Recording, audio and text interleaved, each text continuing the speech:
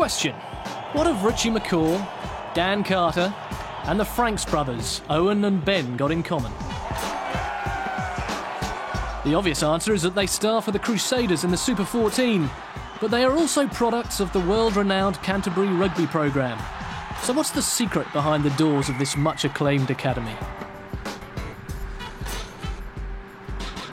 It's invitation only, really, and we pick according to a SWOT analysis that we do of the union every year. So I've got to look at what's happening with contract levels at the top end, and then try and crystal ball gaze a little bit and look what that picture is going to look like 3 years from now, and try and have guys just bring in guys to be ready for that point in time where they're needed in those teams.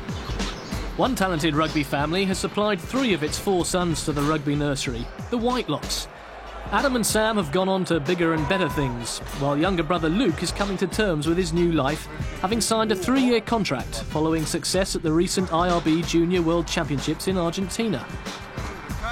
Well, it changed a lot from just the 2-3 trainings a week for an hour, coming down here where everything's a lot different to what we've been used to, like weights and things. I hardly picked up one at school. Coming down here, training 5 days a week and learning how to become a professional athlete is a huge difference. And the work ethic that has to go in with that, sort of talent will get people so far, but the amount of work you got to put in is huge. The academy takes pride not only in developing the rugby stars of the future, but also helping its students maintain their higher education. It's no easy task, but both Luke and Sam appreciate such an enlightened approach. The academy's done a lot for me, especially early on when I first came down.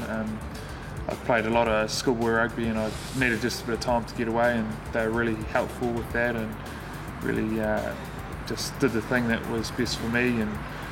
And in doing that, they set it up so I was still training hard and learning as much as I could, but just had a little bit of time away from rugby, so that was probably one of the main things that they've helped me with. None of the boys here are just purely about the rugby. They're pushed to have an interest outside of it. And obviously I think that actually improves your rugby as well, is having interests outside of the rugby, and make sure if you couldn't play again, you'd have something else to fall back on. At times it's quite hard. Before the Junior World Cup in Argentina, trying to do uni at the same time, found that quite hard. Had to sit 3 exams in Argentina and had to sort of make a few sacrifices here and there to just sit in my room and do some study to make sure I pass. And at times it's harder and at times it's easy, but still trying to get the most out of both of them. Most of them are either studying or pursuing some work options, and that's really important, especially in the early part of their program with us. And I try and encourage them to get as much of their qualifications and things out of the way early, because invariably when they get to put on a professional jersey, they don't get a lot of choices about when they can be at what place and at what time. They get a bit of flexibility with us, and if they can bank half a degree by the time they put on a professional jersey, tends to be a bit of light at the end of the tunnel for them when they're studying. So and then professional players only get maybe 1 or 2 papers a year that they can get out of the way, so it's pretty tough when it gets to that point. Naturally, it's the Crusaders that reap the rewards of this production line of talent. They've won 7 Super Rugby titles, the most successful side in the tournament's 15-year history. And with Sam and 4th brother George having made the step up to become All Blacks, Luke has high hopes of one day following in their footsteps. Looking to make the under-20s again.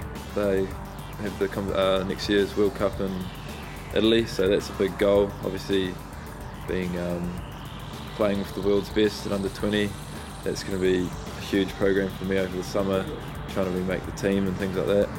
And then obviously when we get back, hopefully get into the Canterbury NPC team and just keep progressing up to Crusaders, and who knows what could happen in 3 years. Obviously the ultimate goal is to become an All Black.